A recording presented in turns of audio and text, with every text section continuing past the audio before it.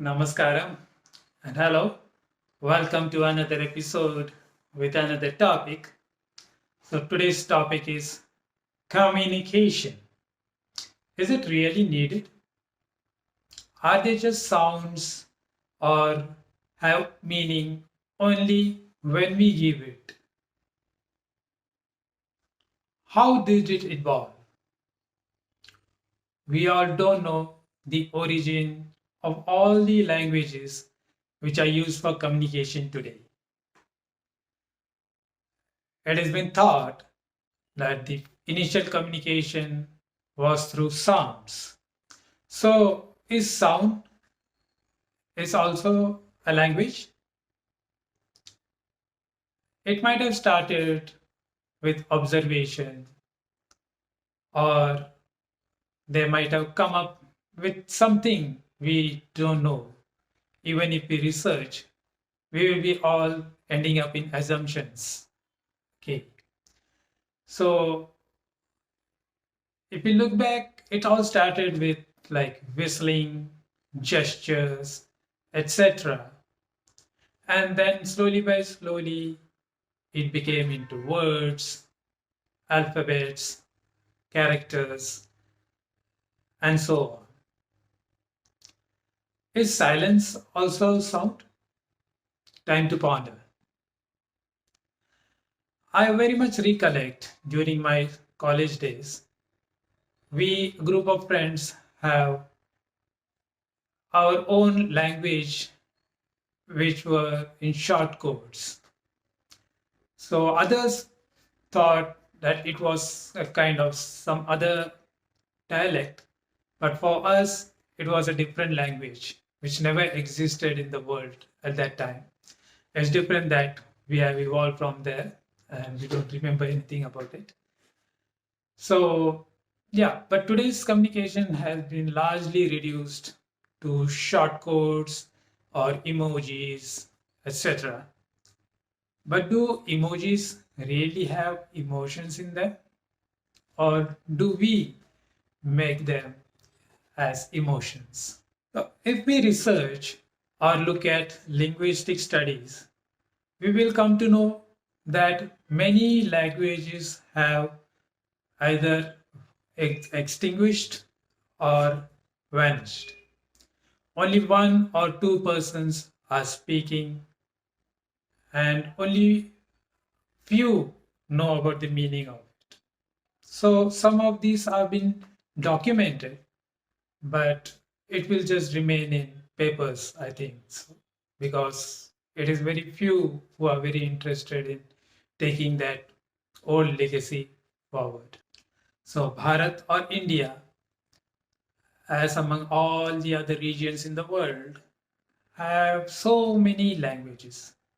In fact, it had so many languages in the past. Some of them have vanished, which even if we go and research, we would not be able to find it.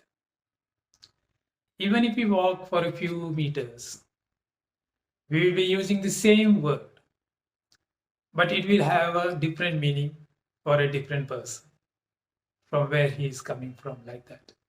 So, in your day to day life, you might have encountered certain things, right? So, you think this word has got a meaning which is fixed, but when you use it in another place, it has got a different meaning altogether. But one more thing is creeping in each household. Not many of them are speaking their native or mother tongue. So, if we are carry on with this, what will happen is this language will slowly disappear like many others vanished. So, if you have at least small knowledge, not deep, at least keep something. It not only helps the language to be alive, but it also makes the brain process and alert, awake, and process in a different way. Try it out for yourself. Don't just follow. So, yeah, learn as many different languages as you can. It will help you in your endeavor during your lifetime, but also don't forget to keep alive your native language if you have. One of the reasons what I think and what I found is that people are shy about their native languages just because of the people who knew it make fun of them just because of not properly articulating. But it's okay. And that is how the language has evolved. Do you think each language had their grammar, etc., in their initial stages? All languages evolve slowly by slowly, right? And many others along the way helped in structuring, restructuring, making it useful and in a proper format, etc. So that is how it is evolved. So when you are starting at least your native language or a new language, make mistakes, and that is what is needed. Without mistakes, these languages, which today are currently known as pure, wouldn't even have evolved without these mistakes and correction. So yeah, so communication involves words, right? And that words have evolved into languages, which I am currently communicating and articulating, and which you are listening to, is a way of communication, right?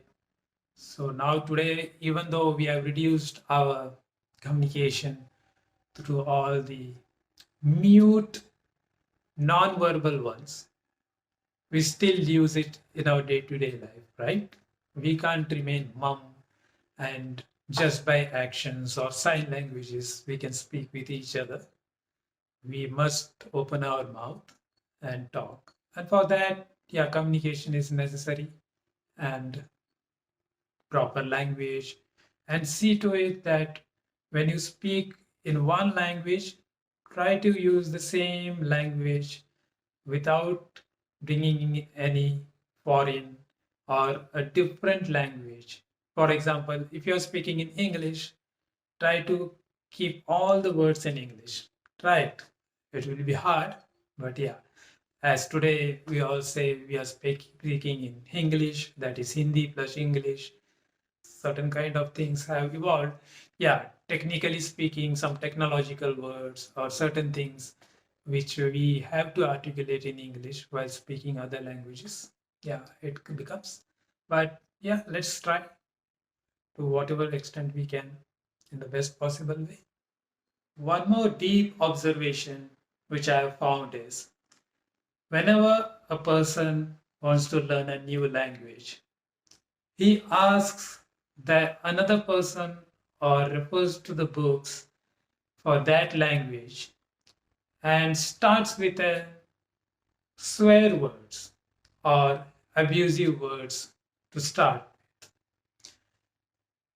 They will start with 1 to 3 words and they will show that I know this language. But is that the right way to start? Or is it the right way to start from the alphabets of whatever language we want to learn? So, yeah. And one more thing is today's so called pure languages have also been reduced to this abusive slur kind of words, which have meaning only when someone gives meaning to it. Otherwise, it's just a word, right? But we have reduced it to so low level. The people behind that language, if they were alive today, would have been ashamed or would have shied away about what all these future generations have done to the language, which took so many decades, centuries, or sometimes millennia to evolve. So, yeah, that is what we have to take care of. Start from the basics, not away from that, right? Is it like this? Am I saying it or are you pondering on it? Namaskaram.